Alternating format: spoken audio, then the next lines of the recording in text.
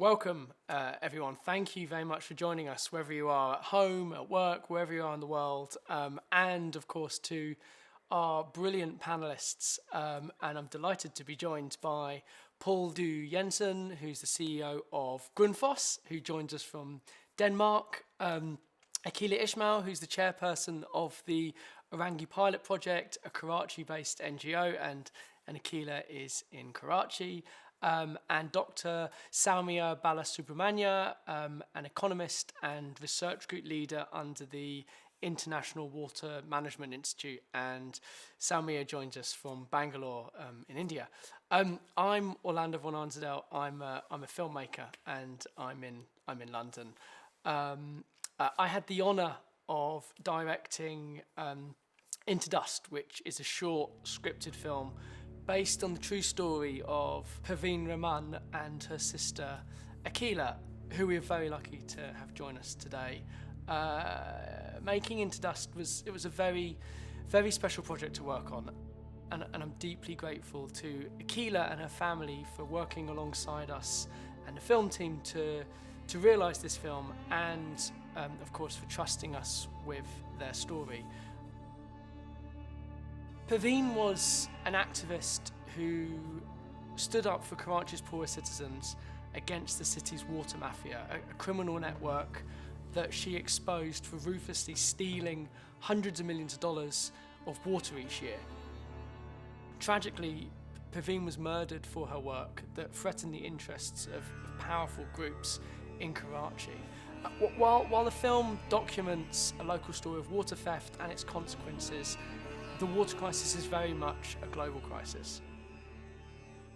And the film, in some ways, is a window into discussing the issue of water and solutions to try and fix water scarcity.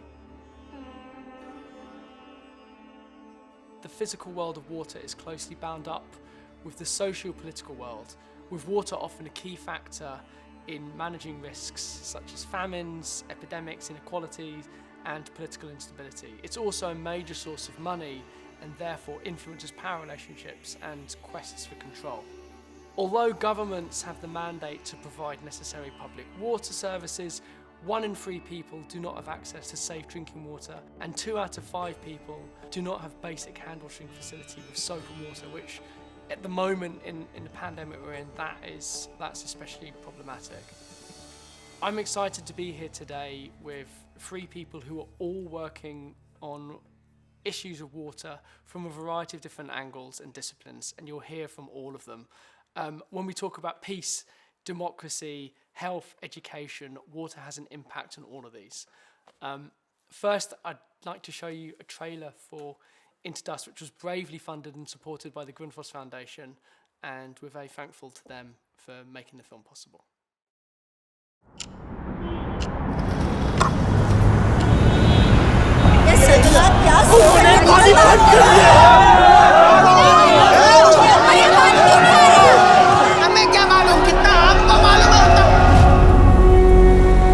These figures an infinite supply of water in the world. Set to heighten scarcity around the world. Not have water to meet demand. शहरियों के मुताबिक पानी की कमी खतरनाक हद को छू रही है। मेरा नाम परवीन रहमान है। आपके इस इलाके में मेंस वाटर सप्लाई है? Did you know they were cutting water in Orangi? It's not cutting, it's rationing. Then it should be equal across the city, right? We found illegal hydrants operating in the open. Someone is protecting them.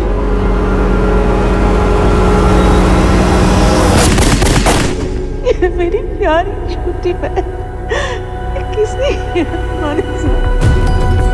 Parveen Rahman, known to many as the mother of Karachi, was killed by a gunman. The police barely asked any questions at the scene. No investigation. To kill Parveen, they had to only pick up the phone and they can do it again. We all know what Parveen was doing and who benefits from corruption in this city. If you publish this report, you will make enemies and they will retaliate. Our police and politicians are in their pockets. It's a mafia. So let's name it. The criminals who used to deal drugs and guns are now stealing our land and water. If we don't stand up now, what will be left?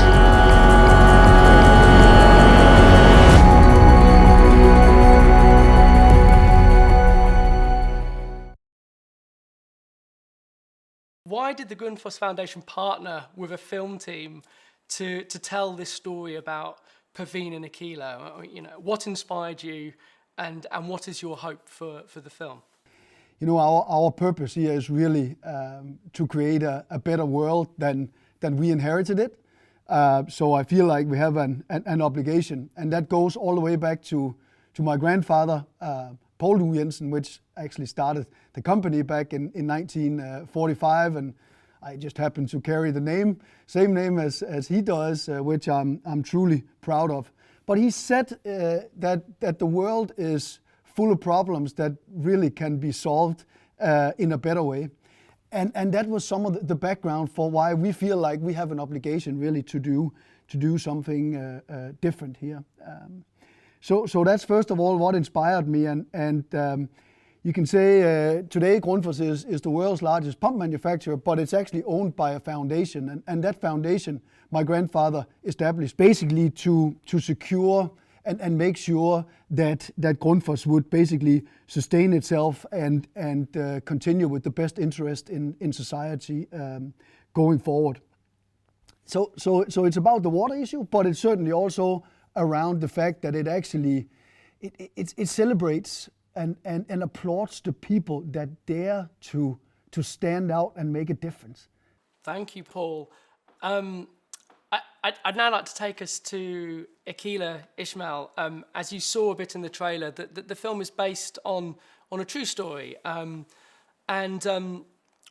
Praveen was tragically murdered, her sister and author and social worker and electrical engineer, Aquila returned to Karachi from where she was living in the Middle East to seek justice for Praveen and take on the running of the Orangi pilot project, continuing her sister's work.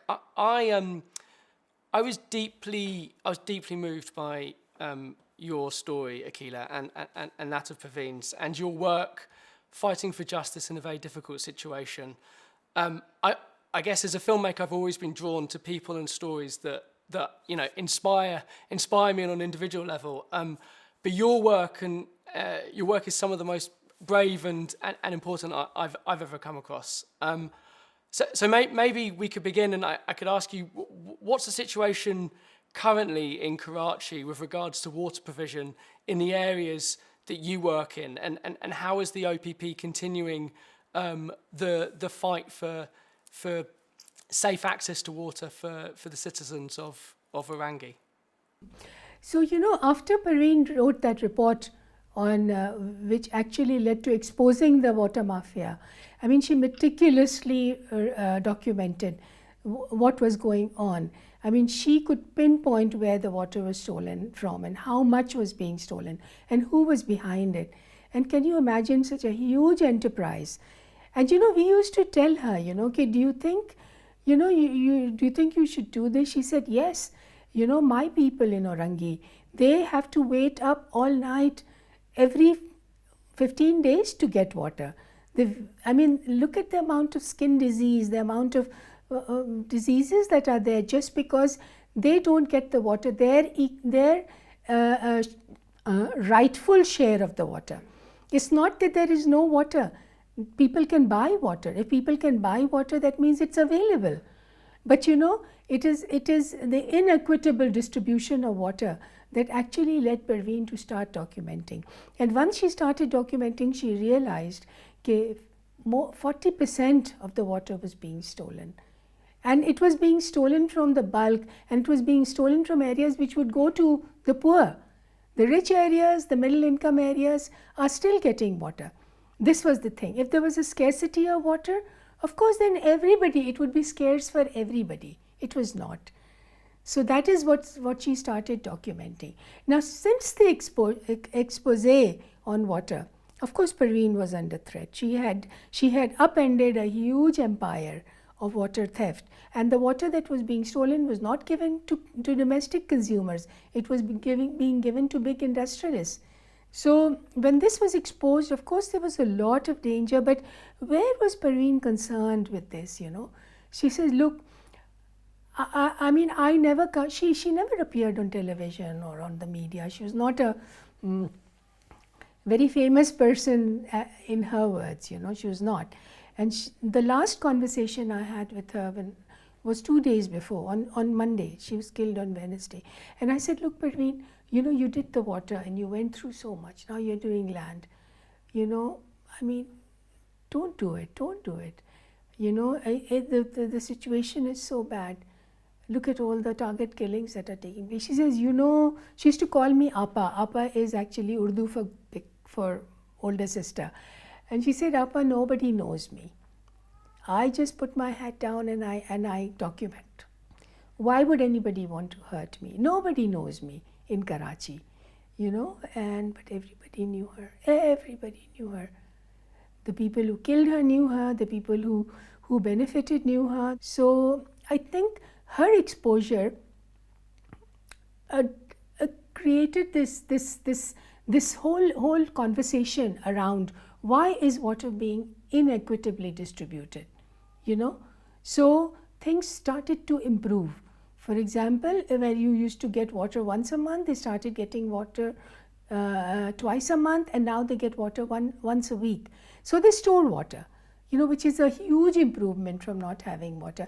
And you know, we are continuously, you'll be surprised, just before the pandemic, we were getting large numbers of requests to lay water lines in these areas, you know, in the Kachi Abadis, in the informal settlements, because we also design and we train the people to lay their own lines and then connect it to the source.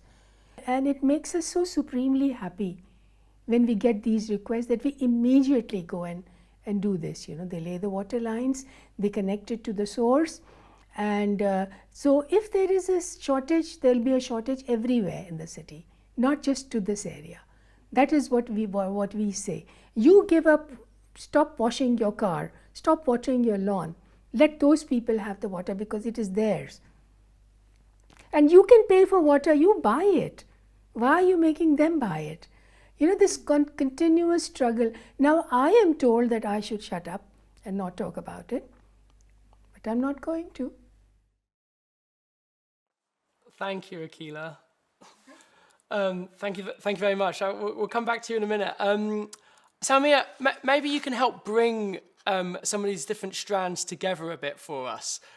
When people talk about the global water crisis, what do they mean? And how do data, economics, and advocacy fit into it? It's a tough question to answer, but let me make a try out here. So Orlando, you started off by quoting some really interesting statistics about WASH. Let me add to that recently, and just a few days ago, there was a report that was released by the Food and Agricultural Organization. And they reported that about 3.2 billion people live in areas, agricultural areas, that have extreme water shortages.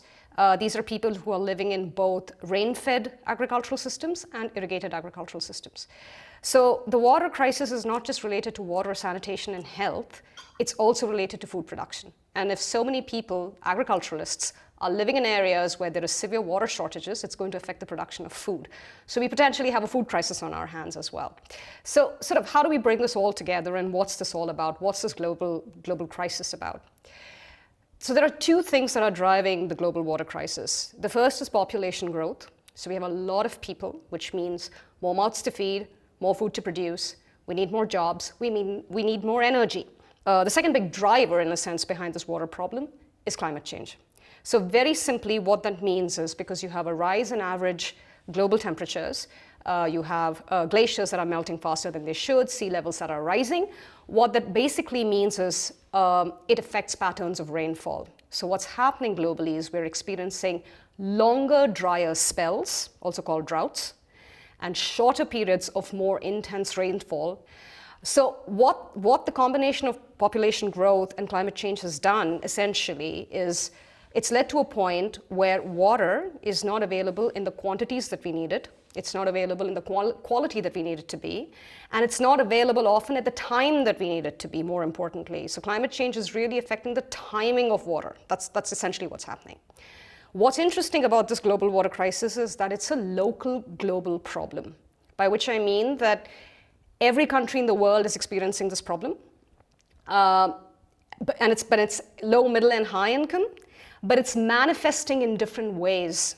And even within a country, different parts of the same country will experience this problem in different ways.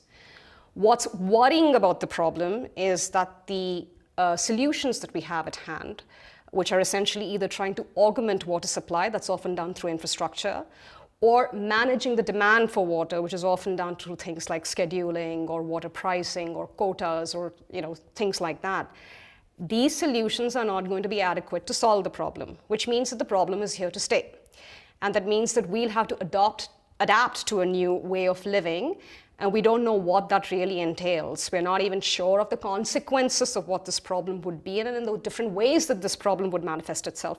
But the one thing we already know for sure is that this global water crisis has already affected the poor and the marginalized.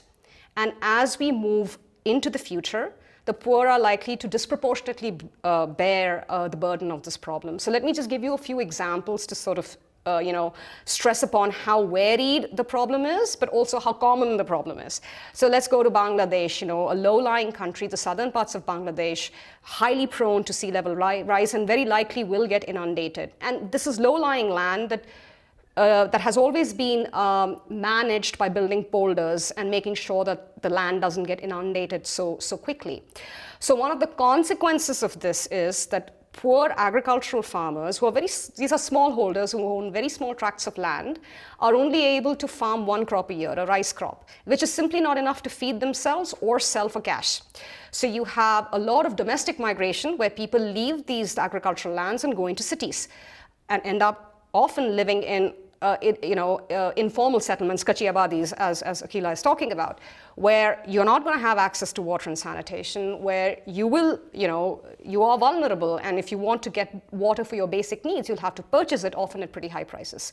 But it's not just low and middle income countries. I mean, think about Southern Europe. Southern Europe is going to bear the brunt of climate change in Europe because water availability in Southern Europe is going to fall. So if you're a family farm in Italy, and it's very hard to even break even if you're producing wine and cheese now. And so your entire way of livelihood is going to get affected. Your way of living is going to get affected because it doesn't rain at the time it's supposed to rain. The humidity is not right. The moisture is not right. The grapes don't harvest properly. It affects the quality of wine. It affects your profit. So whether you're a small agriculturalist or whether you're a person who likes to drink wine, you have a lot of reason to be worried because of this global climate crisis. So you talked about what can we do and what's the role of sort of different components. So one of the big things, of course, is that we need bigger data. And one of the interesting things about water is that most of the data that we have actually comes from satellites. So this is really big picture data that's applicable over very large distances. So if you want to think about solving water problems, which are in a sense local problems, this data is not going to be helpful at all. So what we really need is data from the ground, high frequency data, not just on the biophysical side, which is about how water moves and where it goes, but you also need socioeconomic data about what do people do when they face water shortages. What are the challenges that they're facing? What are the methods and the techniques that they're already adapting to change? Because people are not going to sit around twiddling their thumbs. They're obviously doing something. So we need better data. What does economics do for us? Economics is the science of trade-offs. So because the situation is here to stay, we're going to have to make some tough trade-offs. So what are the trade-offs that we as a society are willing to make that we can live with? How do we balance efficiency with distribution, equity, and justice? These are the sorts of questions that economics as a discipline can answer. Thank you very much. I mean, your last point, talking about solutions, brings me on to the next question, and I sort of want to pose it to all of you in a different way. What is something you see as a solution from where you sit, a way of tackling water insecurity when the issues differ so greatly in many areas? Governance, collective action, innovation. what do you think needs to happen? Whether you are someone directly affected by lack of access to water, or someone affected by flooding, by a polluted river in your neighbourhood, or you mistakenly think water will never be an issue for you because you can turn in your tap and clean water pours out.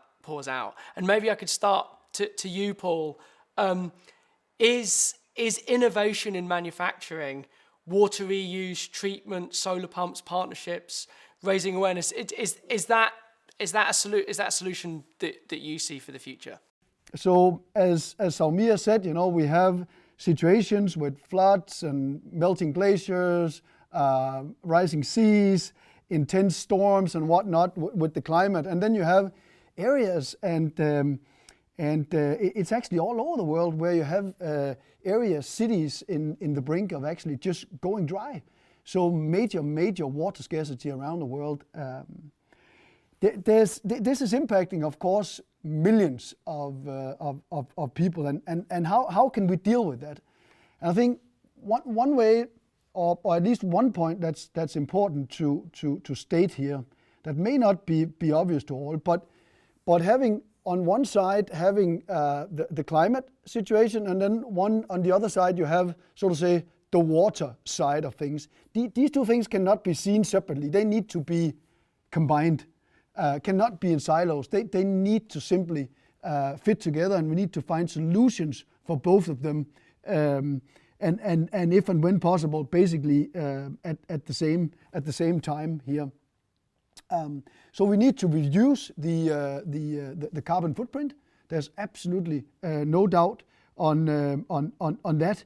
But we also need to understand better how do we at the same time then manage these water challenges that we actually are seeing across the world. And there are ways. There are definitely ways to start solving these. And one way would be to adapting and building codes, for instance, for various extreme weather events. The fact that we can also build various flood defenses, which is extremely important, and actually build more around the strength of water efficiency is extremely important here, and the solving of this. It's not just kind of us here, it's everybody. It's around governments. They play a huge role here. It is around businesses. It's around the local communities, but it's actually about everybody. And all of these very important stakeholders, they all play a very, very important role in order for this actually to come together. And it's only by doing that, I think, that we will have a solid chance to actually save and conserve both the climate side, but certainly at the same time also then the waterfront, and save that precious resource that we have in front of us. So we all need to come together in order to solve that issue. Thank you, Poul. Aquila, if I could turn to you, and maybe you could speak about the local training programs that the OPP runs, and how you see their role in safeguarding against water scarcity in the future. We do need knowledge-based advocacy, not just rhetorical, and it shouldn't be only big picture. So what we did, what OPP did, and what Parveen did, and what we continue to do, is to create that knowledge base, which we empower the communities with. We tell them, okay, look, this is possible. So, and this is how you can advocate the government, because this is available. So it is actually, what we do is knowledge-based advocacy, and because we do knowledge-based advocacy, we train people in order to understand what development is, and we don't do it by just imposing on them. We first, and the point that people are not just sitting around twiddling their thumbs. They are looking for ways, and they are striving to get a better life for themselves, for their families, for their children, for their elderly, for their animals, for their trees, for nature. And it is the poor who live off nature more than the rich do. It is so easy to bring up a mega project. You just bring in, you sit on your drawing board and you make this huge scheme based on whatever knowledge you have and whatever data you have, and then come and impose this. This is what people like the World Bank, for example, does. You know, they've come with huge solutions on the drawing board, and when they have implemented it, there have been huge disasters. बजाय mega projects की ज़रूरत है mega management की. Mega management में आपको बहुत जहन चाहिए, बहुत कोऑर्डिनेशन चाहिए. I know we've had huge dams, we have had the outfall projects, we've had drainage projects, and they have simply added to the problem. So, you know, I think the world has to now look towards small local solutions and then build up from there. And these are all available. You don't have to invent, you know, you don't have to invent anything. They are there. You just have to understand and respect those solutions, I think, in order to be able to make any change at all, whether it's in agriculture. And you know, I just wanted to also tell you about this fabulous, you've seen our farm. We do water recycling, you know, on a small scale. We have a small 1 acre farm, and the crop is fabulous and low cost, and we do water recycling at a very low cost because we have these EMSTUs, which are effective microorganism sewage treatment units, and this was developed by a university in Pakistan, adapted for us, and it costs 30,000 rupees, but it can give you enough treated water for 1 acre. So, you know, but you know, these are the solutions that have to be advocated. And I think our government, at least the new government, is catching on to this because of the number of areas and the number of places, thanks to Poul, that we are able to access with our solutions, you know, with our training. As you said, okay, what do we train people into? We train people to look at development. What is the development they require, not what they are told they need. And the first thing we do is we document what's on the ground. So our training programs are actually all over Pakistan. We do this. Every Kachi Abadi we do this. And the huge number of young people who come to us to get this training. It is a youth-based training. We do that. So there are formal parts to it and there are informal parts to it. The informal parts are the best, actually, because if OPP based designs are being made in a lane, it is people around who want to get trained. We train masons to our way of laying lines, for example, water lines or sewage lines. So again, our training is also community based, you know. Okay, we take them into the community and we make them learn what is it they need.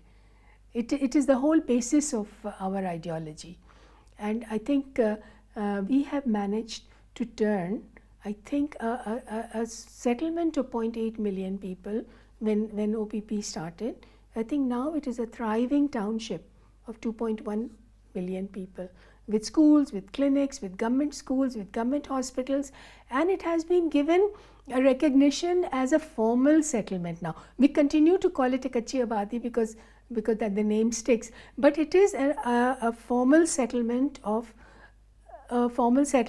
with upward mobile people. I mean, you know, because their economic conditions also become better when they have better health, and one of the main things is their access to number one, to water, and number two, for disposal of the sewage.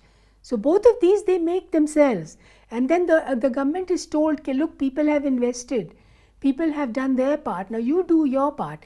People can't do the community, you know, people can only do community level work. You do the city level work, you do the town level work, and you know, we have forged this partnership, and I think this, in our opinion, is the perfect people-government partnership.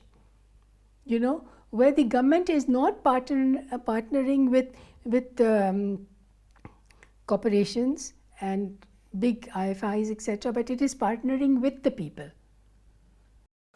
Fascinating hearing, your sort of vision on things very much from the voice of the community, and Paul, from you about innovation and efficiency. Soumya, it comes to you again to sort of try and bring things together, and I think there's a missing piece here about governance and accountability. Maybe a bit, but tell me from your point of view how you feel. Sure.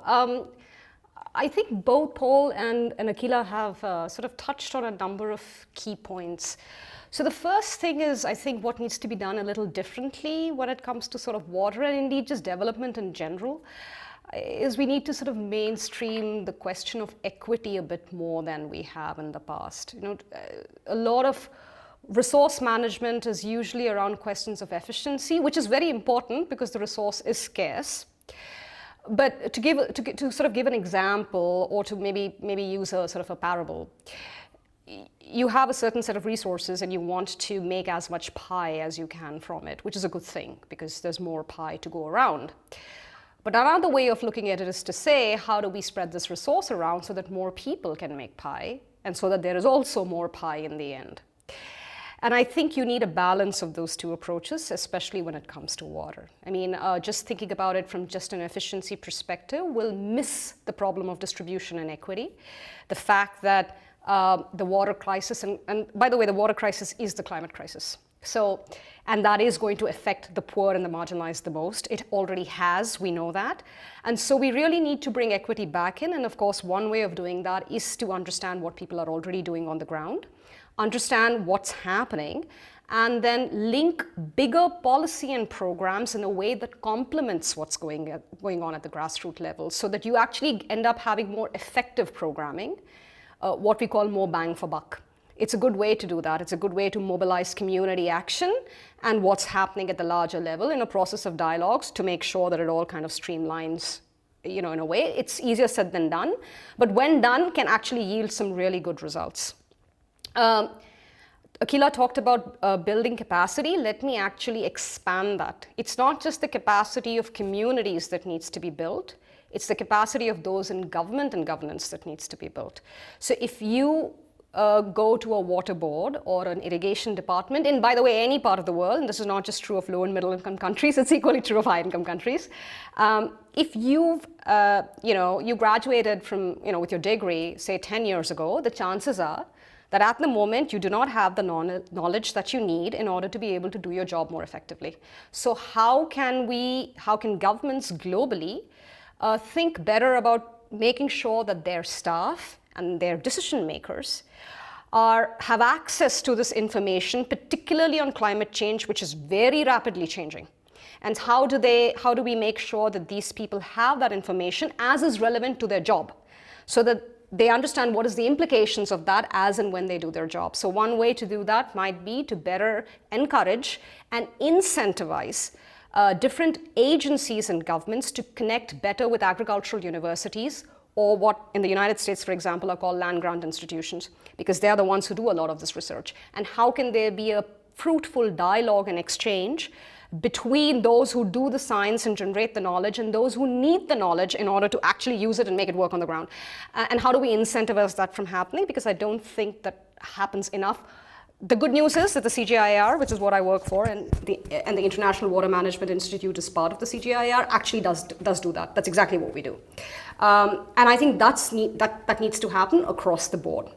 The other thing that I think is really important is to diversify how government agencies, especially those that manage water resources, are staffed. If you walk into any water resource board anywhere, you're going to see lots of engineers, and you'll see lots of hydrologists, and you'll see lots of remote sensing experts. You'll very rarely find a sociologist or an anthropologist or an economist. And I think you need to bring these disciplines in order to widen the conversation, because it's not just about supplying water. It's also about understanding how people use water, or for that matter, don't use it. Soumya is right. We have experienced it. We have worked with government organizations, the ones who manage water and sewerage, and they can be changed. They can be changed if you include them in your dialogue and in your work. And we feel that people who who are from the city and who love the city would use these methods of getting development done by again it is going to the people and from the people to the government. And I want to emphasize again that there in all these, in water especially, the solution lies in the government partnering with the people. One of the challenges that climate change is kind of bringing about is that it actually becomes really hard to plan for the future. So do you plan for a flood? Do you plan for a drought? Do you plan for both, which the same area experiences every year? And then there are good years in the middle. So one of the challenges of putting into place heavy infrastructure is that you don't know what to plan for. You might end up putting in too much, in which case the project becomes extremely expensive, or you might end up not putting in enough, in which case the project is not effective. So one of the things that we need to explore better, and this is where even the science can perhaps do a bit better, because even we don't understand this enough, is looking at what we call low regret or no regret options. So things like, for example, what is the role for more traditional and indigenous knowledge that has been used by communities to manage incidences of water scarcity? What is their role in the current times? How can they be adapted or scaled in a way that is contextually relevant and makes sense? Most sciences, especially the engineering and some of the more technical sciences, so to speak, are very male dominant, and if I may say so, globally very white male dominant as well. And that needs to change. There needs to be a diversity in who we work with. We need to bring in different voices. Because even in the sciences, the way you conceptualize a problem or what you think is a problem will depend upon the circumstances in which you were born and brought up. We're all a product of our circumstances. And so one of the things that really does also need to happen, especially on the science side, is how do we bring in more people?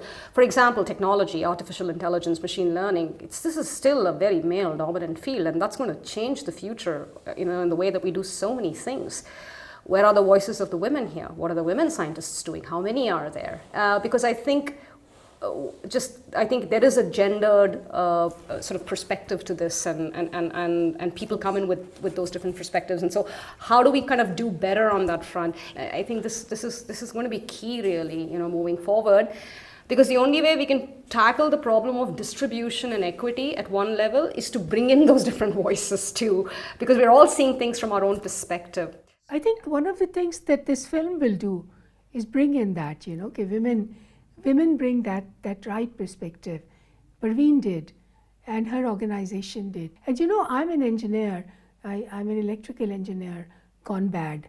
But when I was studying, I was the only girl, but 300 boys. I liked the attention, but for a long. But now, when I started teaching, there were more women coming in. So it is changing, but we need to drive it, and I think women can do it only.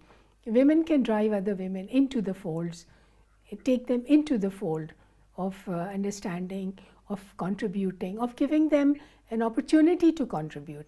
I just wanted to throw back to Poul and ask about the role of the private sector in things, because I think that's a clearly can play a really important role too.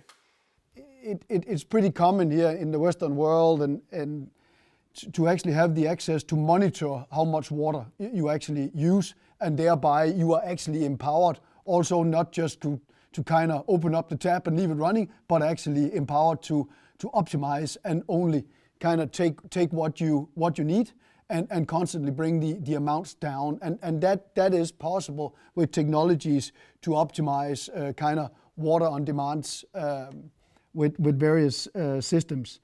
And there's a lot of predictive maintenance also possible in the whole water infrastructure, as both of you are said. There's a need with that, no matter if you have too little or too much, so to say. And maybe just to throw out a statistics also from so to say the western part here, and a lot of the cities, some of the major cities as you know them, maybe Amsterdam or London, or it's like, maybe you're not aware, but 60 to 70% of the water that is actually produced really never reaches the end user or the factories that are here to use it. It's actually wasted, and that is of course really a shame. And but there are opportunities here also.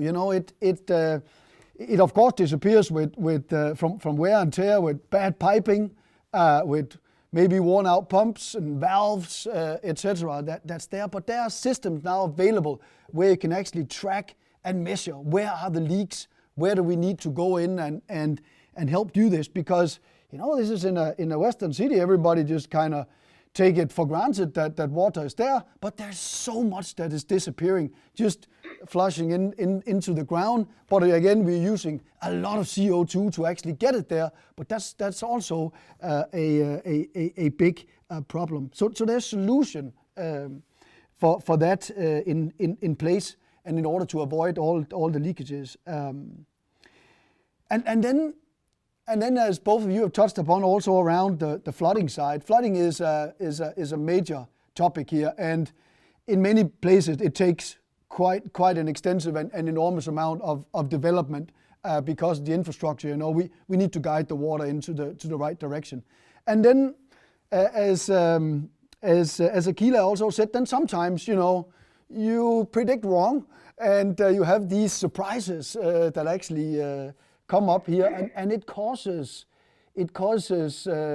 major forms of contamination of the water, which is deadly, right? It brings deadly diseases with it, and another statistics that I'm sure you're all aware of, but it's super scary, and that's why I'm also repeating the fact that we have more than 700 children die every single day under the age of 5 because of these issues here that are water related with the contamination.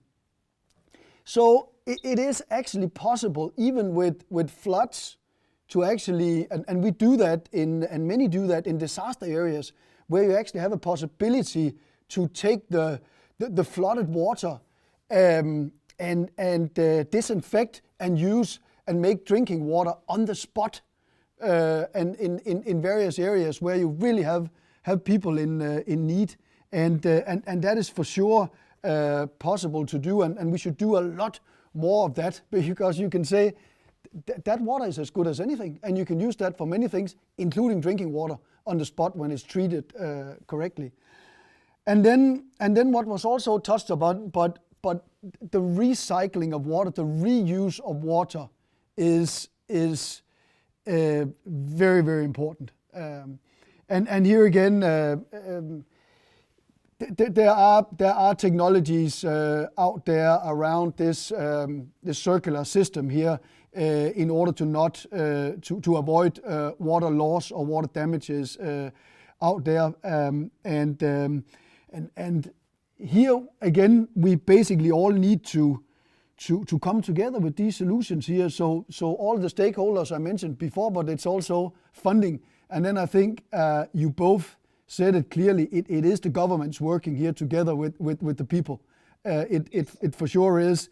And in many Western parts also is the government working directly here with the private sector as well to get this done, because it's available. And maybe then the last thing, not out of context, but we have a pandemic going on right now at the same time, right? And here I think we all aware how water here in this context is also an extreme precious resource that we then need to keep and maintain, and it has really proven to be a vital form of survival also during the pandemic. And we are so fortunate also to be able to actually help in many places where water has become an issue, and where a lot of communities and rural areas have shut down, but where we are still able and capable to deliver water into that to sustain as many lives, but also not only short term but also long term for a sustainable future for millions of people. And again, let's protect it together. Thanks, everyone. The three of you are all sort of, your worlds are surrounded with dealing and talking about water and fixing problems on the ground. I guess I'm an outsider, and I'm becoming an insider because of this project. But if I was to put my hand up as a filmmaker and say one of the solutions I see is to make everybody in the world aware of the preciousness of water, because for sure there are parts of the world where clearly every day to get water is a battle, and everyone there understands implicitly the importance of every drop. There are other parts of the world where that is not the case, and I would see, I think our film has a role possibly to play in that, and I've always believed that film can be an effective medium for inspiring change, for a few reasons. I guess firstly, in the way it can build an empathy bridge between people from different parts of the world, in the way it can communicate a complicated issue in a short amount of time and in an emotionally engaging way, and finally, in a way it can expose a problem or a situation that has been hidden from a mass audience. And I suppose that's where I'd like to think our film can play a role. And also, I hope we can use our film to support Praveen's legacy. That's really important, and other community advocates around the world, and address issues of water insecurity and solutions at the community, national and international level. Maybe I could throw that back to all three of you and say you could leave us with a message, maybe one of hope, about what you hope people might take away from our film, or also from this panel. And maybe I could begin with you, Soumya. I think the important thing here is that the water crisis is already many people's day-to-day problem. And if it's something that's not on your radar, it's because you haven't experienced it yet. But there will come a point in time when it will be your problem.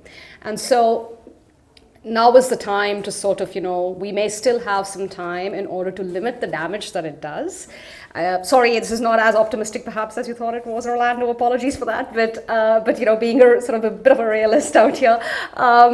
But I think there are things that can be done, and certainly can be done better, and we can certainly do much better on the grounds of justice and equity, which is really what this is going to come down to at the end of the day. We'll all end up, having to face the consequences of this, but can we do it in a manner that is equitable and just? And I think on that front, there's a lot that can be done, a lot that science, advocacy, that the private sector can play a role in, for example, in terms of working with stakeholders, in terms of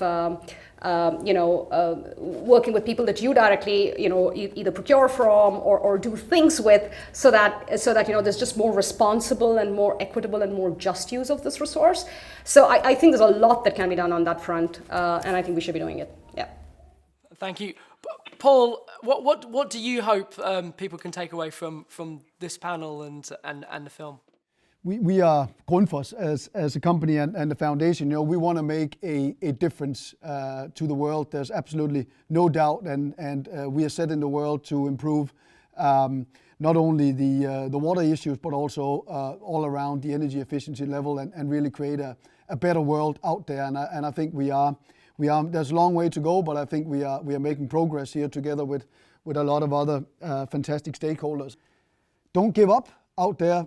We can do this together, and I think the way that Praveen and now with Aquila forefronting OPP and what they do is a fantastic example of an engagement and what can really happen. And I was truly inspired by both of you to hear your stories, but also how we can solve these issues here together. So with that, I'm just truly excited that we can be part of this project. Thank you, Poul. Aquila, maybe a final word from you. What hopes do you have that the film might play, or that people watching this today can take away? Praveen used to always say that yes, there are many problems in the world. There are bomb blasts, there are Taliban, there are, all kinds of atrocities being committed. But she said that there are everywhere people aspire, working for a better life, to attain a better life. It is this that we have to look at. It is this that we have to look at with eyes of respect. And this is what will give us hope and optimism, that yes, there are people all over the world who, although faced with such great odds, odds that we would probably succumb to, but they still continue to persevere. And there is one other point that I want to make about Parveen, which gives us so much hope, and that is that she believed in the power of women. She believed in that completely, because she said, when I work with a man and I teach him something, when I train him to do something, and when I build an organization with them, they do it to attain power. But when I do it with women, they do it to better their communities. So I think I think the film has touched upon the fact that women are very important to this whole to betterment of life, because it is they who are affected the most, I think, especially in low-income communities. They're the ones who are affected the most. But the solution also lies with them. And if you can get women to understand and to inspire, if this film does that, and this film shows that you don't have to be afraid, that you can dare to be Parveen. You can dare to be Parveen by simply asking for equality and justice. And and that is why we continue to strive for justice for her, because she did it for everyone. And so we continue to do that. And I think that is her legacy, that one must always work towards getting this justice. And like Dr. Martin Luther King said, that the arc of the moral universe is long, but it always bends towards justice. And that I think was a driving force in Parveen's worldview. And we are trying to follow that. And I don't know, I mean, it's a very, she followed a very, she was so supremely happy with what she was doing. There was never any time when she would give up. But I sometimes feel it's too much, I can't do this, But then I think of her, and she would say, no, really, Appa, you think they can't do it? Of course they can do it. Just look at it this way or that way, to convince. So she's there. There's not a nanosecond that I'm not aware of her. And I think there are many people like me who have worked with her team who you have met, and people in the community who called her Baji, which means big sister. So you have these 80-year-old men calling her Baji, which means older sister. So, her legacy lives on, and it will continue, because it was so based on such a simple truth that the arc of the universe is long, but it bends towards justice.